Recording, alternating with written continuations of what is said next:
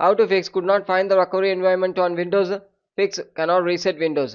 First step, check if Windows recovery environment is enabled. Search for CMD, click Run as Administrator and type the following text: REAGENTC/INFO.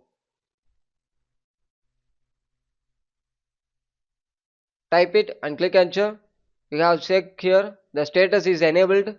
So here if you have disabled means you need to enable it.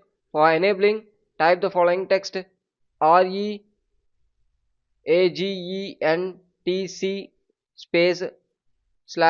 /enable. Click enter.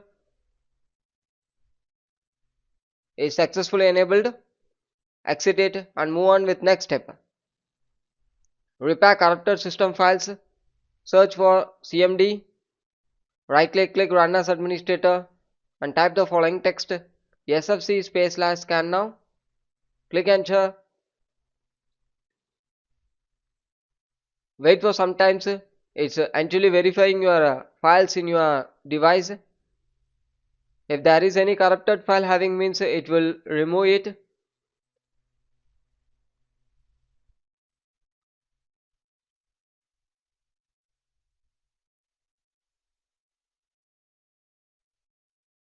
There is no corrupted file.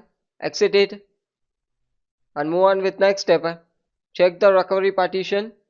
Search disk management. Click it. Look for recovery partition. Usually it should be in 500 to 1 GB. You have seen now the recovery partition. If the recovery partition is missing or damaged, Windows may not be able to reset itself. So check it and come to next step. Use advanced startup. Click settings. Click system settings. Click recovery settings.